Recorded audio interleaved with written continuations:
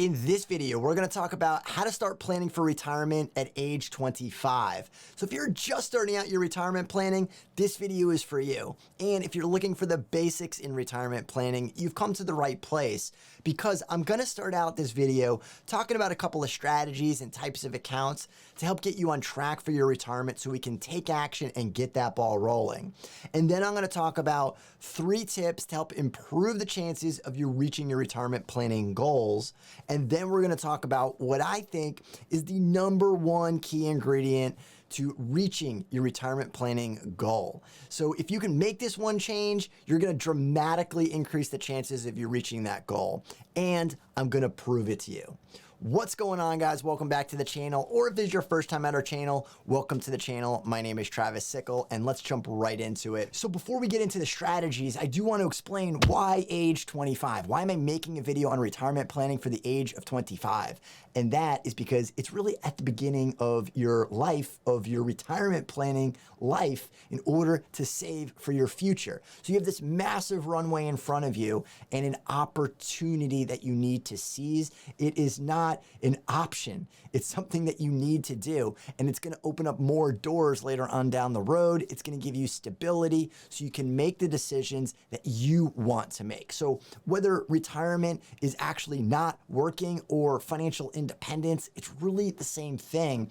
And that is the reason why I'm using these concepts and these strategies in this video for somebody that's 25 and not somebody that's closer to retirement, because we're not going to talk a lot about what retirement will look like, because the truth of the matter is you probably have no idea of what you want your retirement to look like. So I want to give you the tools and the strategies to get that ball rolling, but still keep those doors open for you and give you as much financial independence as possible at the age of 25. So let's go ahead and get started. I would like to take a minute to thank the sponsor of this video, Aura, the new standard in digital security. Aura provides identity theft and fraud protection for your finances, personal information, and family. Easy to understand, simple to set up, and all in one place. And as you would expect with identity theft protection, you're gonna get the online account monitoring, your personal information, and your social security monitoring. And one of the services that I love the most, financial and credit fraud protection, which covers everything from credit monitoring to 401k and investment account monitoring. Because it's your money, you worked hard for it, and you need to protect it. So visit aura.com/Travis for 50% off. Let's start with the first strategy or type of account, and that is the Roth IRA. Now here's how the Roth IRA works. It's gonna come from your checking or your savings account because it's already taxed, and it's gonna go into this individual retirement account, IRA. And in this type of account, you're gonna make what's called a contribution. That's you putting the money into the Roth IRA, and you can invest it in anything like stocks, bonds, mutual funds, or ETFs. Now, over time, hopefully, this money's gonna grow. Now, that growth and the contributions in retirement will come out tax-free. And that growth and the tax-free dollars is the reasons why so many people talk about the Roth IRA and why so many people love the Roth IRA, because you're getting all that tax-free growth. Now, the contributions can come out anytime. So what does that mean? There's flexibility in the Roth IRA. So if you make a contribution into the Roth IRA, realize that you actually need that money, you could take it out a day, a week, a month, a year later. There is no time limit on it, and you can take it out for any reason. That is your contribution. The growth needs to stay in there until retirement. Now, there are a lot of other reasons or ways you can take the money out of the Roth IRA early, and that is for first-time home purchase or education planning or the contributions for just about anything.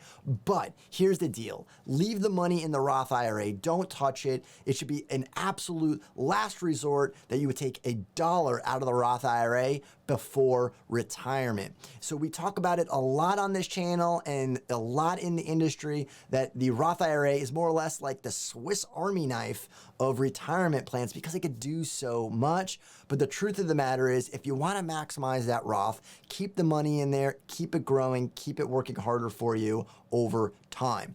Now, when it comes to the Roth IRA, you can put up to $6,000 into the Roth IRA. And here is a breakdown of how the contributions into the Roth IRA can be made. So if you did it yearly, you can do up to $6,000, but if you broke it down monthly, that would be $500. If you did it weekly, that would be $115.38, or daily at $16.44. Now, the reason I wanted to show you that is so you can kind of understand how much you need to set aside in order to maximize your Roth IRA.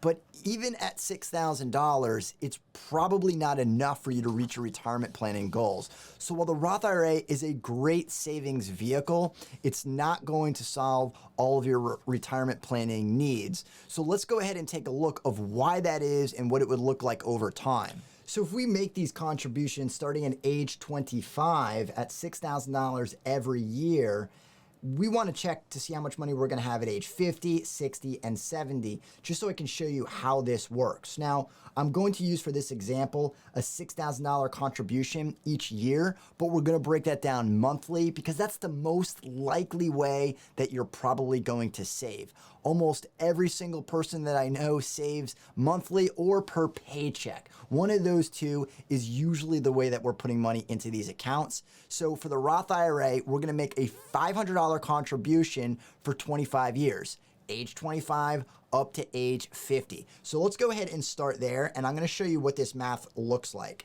So if I break out our calculator, we have to first go 25 years, and then we're going to have to assume a rate of return. So the way we can look at the rate of return is we can look at this matrix chart of the S&P 500. And don't worry, it looks complicated, but it's really not. If we scroll down, all I want to show you on this chart is how the S&P 500 has done from 1926 to 2020. The point of showing you this is to show what a reasonable expectation of a rate of return is over a long period of time. And this is the S&P 500, and it basically captures roughly 80% of the market. So it's the most widely used metric for performance in the stock market with the S&P 500. So let's assume a 10.3% rate of return each and every single year. So let's go ahead and pull this up on the screen here, and we can see that we are going to save for 25 years at 10.3%. And we have nothing saved today, but we're going to make $500 contributions each month for the next 25 years, and that will work out to $704,000. Now I'm going to round here just so we can do some easy math, but I'm going to write $704,000, and then let's bump that up to age 60. So that's 35 years, and that's going to work out to $2,069,271. So let's just put this in as 2.1 million. And then we will go from age 70. So age 70 would be for 45 years. So for 45 years, that's going to give us we'll round that up to 5.9 million.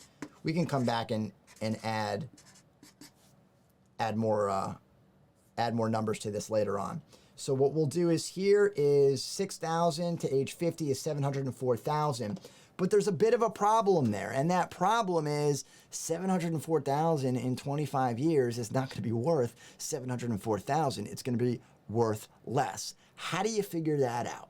Basically, we have to look at inflation. So if we take this $704,000 and we bring it back to today's dollars, that means we have to discount it. Don't worry, big terms, discounting for 3%. And I'm choosing 3% for inflation. So inflation is one of the causes of why prices increase over time. So while you're going out and spending $1 on that same gallon of milk today, it's not going to get you as much milk tomorrow, or you're going to need to have more money. So that is why inflation is so important to look at, but we don't really feel it because it just slowly creeps in over time. So if we go back to our original example and we figure out how much that's going to be our 704,000.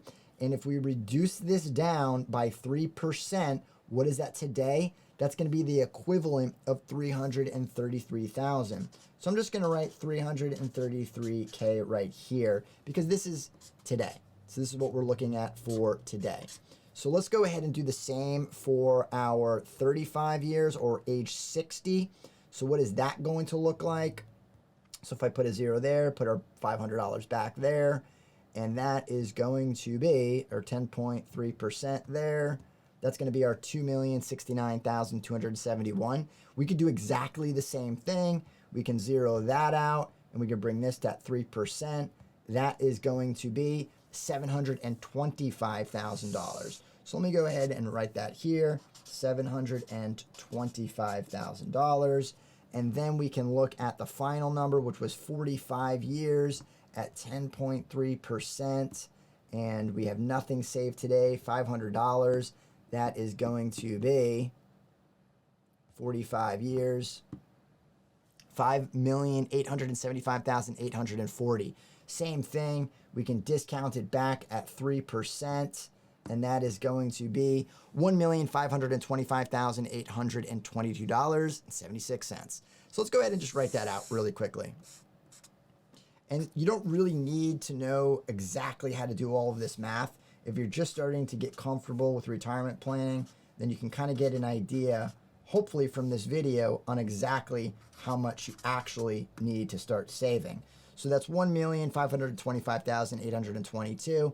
So you can see it's drastically different when you're looking at $1.5 million in today's dollars, but that's really, when we're age 70, $5.9 million. So you can see that we really need to boost our savings in order to not only get a positive rate of return of hitting 10.3%, but we also need to make sure that we're accounting for inflation. So it's not quite as rosy as we originally had thought, that we'd have $5.9 million when we're age 70, but that is how you would want to take a look at it. Now, a rule of thumb would be that you can live on roughly 4 to 5% of your total nest egg. Now, you're going to see reports out there that saying you really can't do that because of longer retirements, but there are a lot of other problems of retiring early, such as not getting Social Security and then having to dip into your retirement plan and not having those years where you're earning more money. But we're going to leave that off to the side because I want to get you set up correctly so you can start to save and get on track. So let me talk about one other point about the Roth IRA before we move on to the next type of retirement plan that you need to save into. So that is the income limits. So if we're taking a look at the income limits here, for the Roth IRA, if you're filing your taxes as single or head of household and you make $125,000 or less, you can make that full $6,000 contribution. But if it's over $124,999 or $125,000 or greater, then it's going to be a reduced amount, possibly zero. So if it's over $125,000, it begins to phase out. Now this means a reduced amount of that $6,000. As you get closer to the $140,000 mark, then you can't make a contribution directly into the Roth IRA. We're not going to talk about it on this video. I do have videos on phase outs. Same thing for married filing jointly. That is going to go from $198,000 to $208,000. Now for married filing jointly, that is your combined incomes for you and your spouse. So it's not just your income, it's also inclusive of your spouse's income. Just food for thought if you're married filing jointly for the first time or something like that. You need to understand that it's combined. It's $198,000 to $208,000. For 2022, all those numbers go up to $129,000 to $144,000. Married filing jointly from $204,000 to $214,000. Now, the next type of retirement plan that I want to talk about is your workplace plan. Now, this could take on 401k, 403b, 457, TSP, anything through work. Now, this is really important that you're making these contributions into your retirement plan at work for a variety of reasons. First, you need to save for your retirement planning. Second, you have a match at work. Now, that match is basically free money. If you don't make the contribution and you have a match, you're not going to get it. So it's really important that you make that contribution into your retirement plan to at least get the match.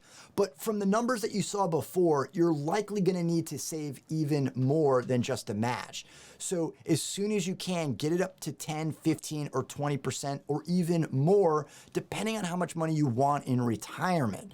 So the math is gonna work exactly the same as I just showed you, that you're gonna make this contribution, you're gonna have a projection on how much, which is just an estimate on how much you can earn in your account each and every single year. We use the S&P 500 just to give us some direction. You could be a little bit more conservative and use lower numbers like 9% or 8%, 7 or 6, but all the numbers are going to be much smaller.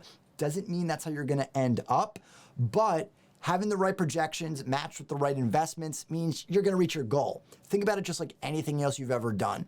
If you have a goal, you have a plan, but you don't execute on it, you're not going to reach the goal.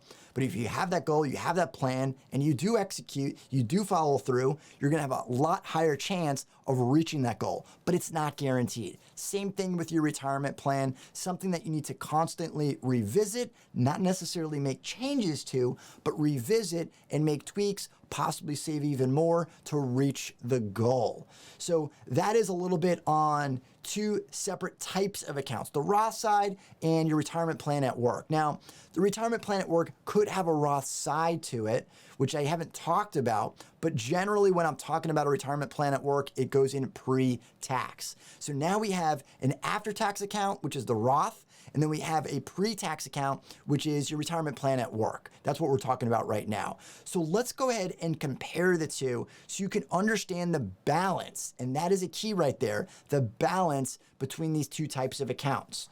So I want to talk about how they are taxed. So if we look at this page right here, I have written out our paycheck of a Roth IRA. So this is going to be an after-tax dollar. That means you're going to get this paycheck of $1.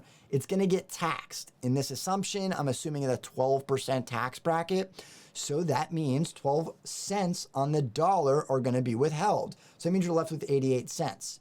This goes into your checking account. From your checking account, you can make the contribution into the retirement plan. Now, if you remember from before, this illustration right here, checking account into the Roth IRA, that's where we are right here. Go from the checking account and making that contribution. That's my short for contribution. And you're gonna make that full 88-cent contribution. Then you're gonna get a rate of return, ROR. So this is how well you're performing. Now, I'm just giving you an example, and we're gonna double our money over time, whether that's 5, 10, 15 years, it doesn't matter. It's just an illustration. So if we double this 88 cents with this investment, it will be $1.76. When we take the money out in retirement as a distribution, it will not be taxed because it comes out tax-free in retirement. So it's gonna be $1.76. Now let's compare this to the pre-tax type of account. So our $1 in our paycheck doesn't get taxed at the federal level. So that means it skips all of this and it goes directly into the account. So our contribution is the full $1. So you get to take what would have been this 12 cents and you get to keep it inside of the account. Now, let's just compare the taxation of these accounts. So if we look at this and we use the same investment, it would double because it's the same investment. So you got the same rate of return. So that $1 would then work out to be $2. But assuming we're in the same tax bracket, when we pull it out in retirement, that $2 will be taxed at 12%. That means we're gonna be left with $1.76, which is exactly the same as the Roth IRA. So for most 25-year-olds, the Roth IRA and the Roth side of your retirement plan at work is going to seem like the way to go. But the real question is, how do you make that decision?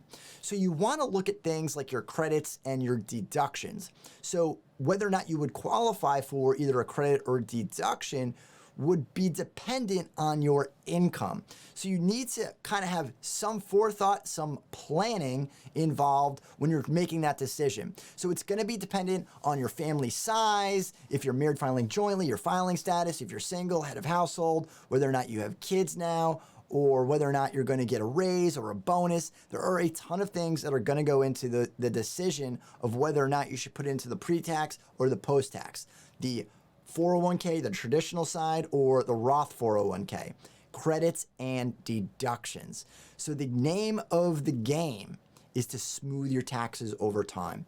And that is what that illustration showed when we're making that decision, because we were assuming that we're in the 12% tax bracket today, but also tomorrow.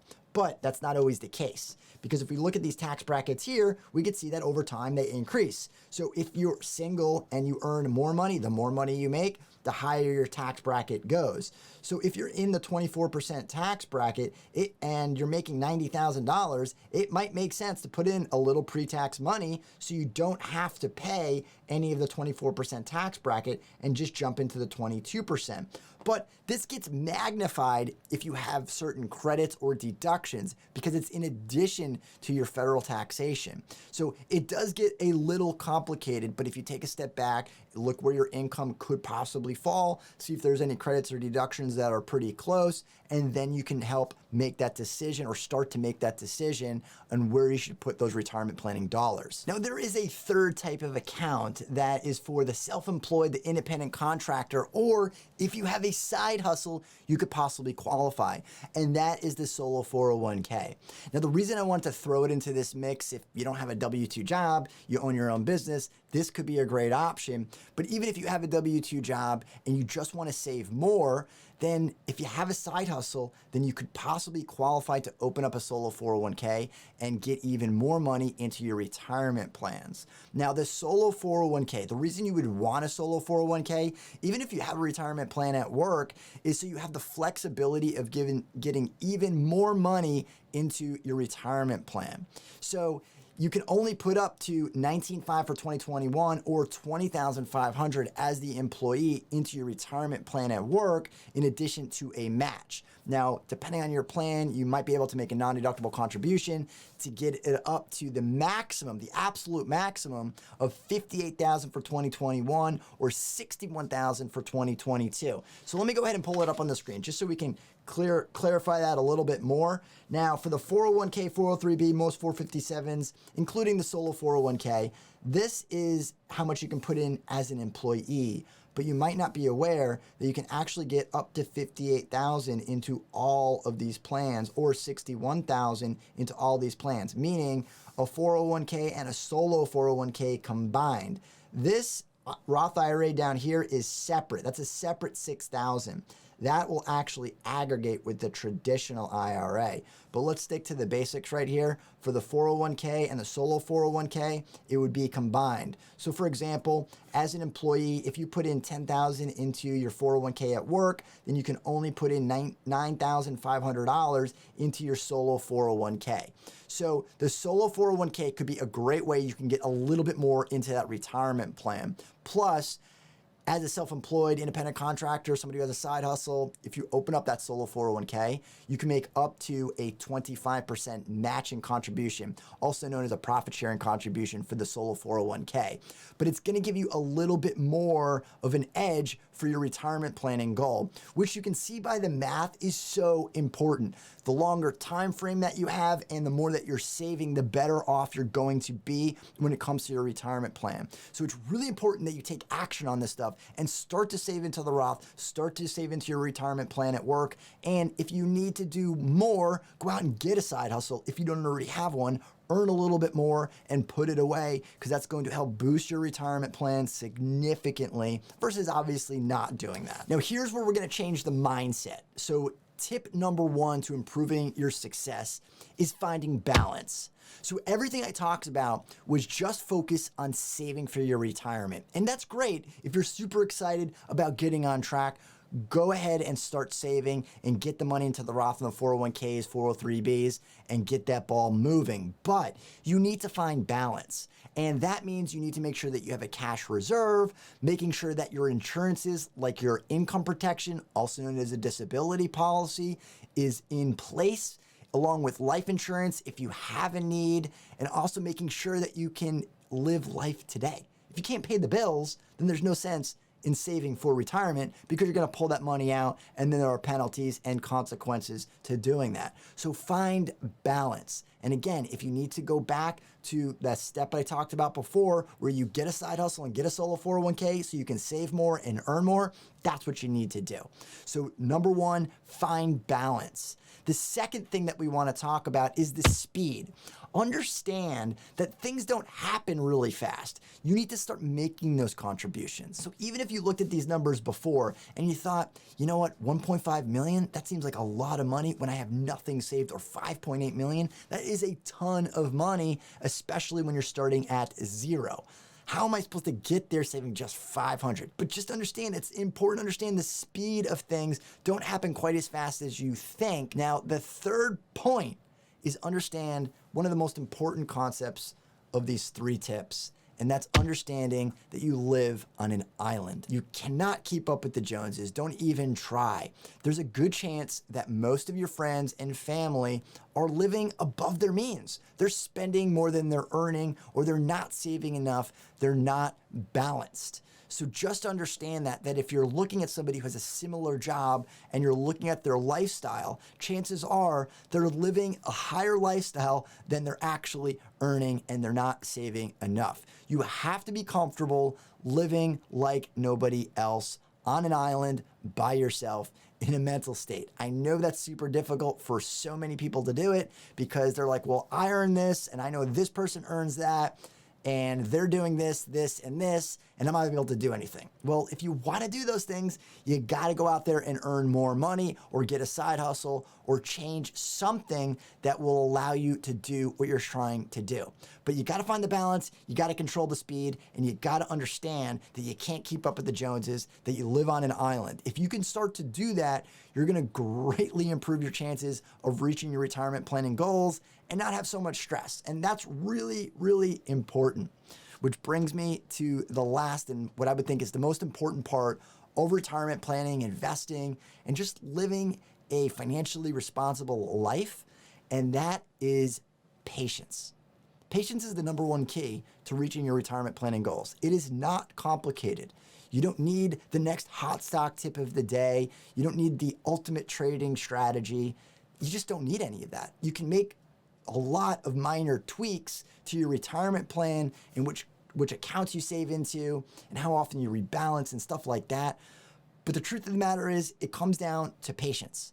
That so many plans fail because we're not applying patience. So I told you I would prove to you that patience pays off and that it is super valuable. Now, I'm gonna direct you to another video I did a couple of weeks ago on performance. And I'm gonna give you the rundown on it, and then you can go ahead and watch the video. I'll put the link in the description at the bottom. We took 5 accounts over a decade, and we looked at the performance. And this is money that we manage, that my firm manages. And we started with $300,000, and we contributed $2.5 million to these accounts. Or the accounts that we were taking a look at made contributions of $2.5 million amongst all the accounts over a decade. And that resulted in a $19.7 million gain. So those accounts made $19.7 million. So that was incredible performance relative to the S&P 500, and it beat it handily over that time frame. And the one attribute was patience. We weren't buying and selling a lot over that decade, and we probably won't do a lot of buying and selling over the next decade. It is taking the time to understand your retirement plan, and when the timing is right, to make those decisions. So if you know what you need to do, each and every month you make that contribution into the Roth IRA, or make that contribution into your retirement plan at work, or earn a little bit of extra money on the side, it has a tremendous impact on your ability to reach your goals at the end of the day. And I wanted to use that example because they're bigger numbers than most people are used to. And a lot of people talk about getting good rates of return, but they're usually talking about like $500. They're like, I bought a stock and it tripled. Okay, how much money did you have in there? And they're like, well, $500. That's not gonna really move the needle. But over time, if you continue to apply those concepts, it equals a lot. And that's where we get $300,000, make a $2.5 million contribution. So roughly 2.8, 3 million into 22, 23 million, that is significant change in those lives of those accounts. And it was really attributable to patience. So it all comes back to it. And we're not talking about patience for like a week or a month or even a year. We're talking about patience year after year. Because if you look at the starting point and you look at the ending point and the math that I just showed you with 10.3%, guess what? 10.3% is not going to happen every single year. Even if you hit 10.3%, even if it was 9 or if it was 8%, you're not going to hit that every single year, even though that's how we run the math and the projections. So if we're coming back to that, we're not necessarily off track because we don't hit 10.3% every single year. It's about conceptually understanding that over time, that's what we're going to hit. We're going to have great years and we're going to have down years and possibly some poor years in there. Maybe there's a recession in there. Maybe there's 2 or 3. I don't know. But if you're applying patience, you're going to increase your chances of reaching your retirement planning goal success. So right off the bat, a couple of strategies on what you can do to improve your retirement plan, both with types of accounts and how you're thinking about your retirement plan. So let me know in the comments down below on any questions about starting your retirement plan at age 25.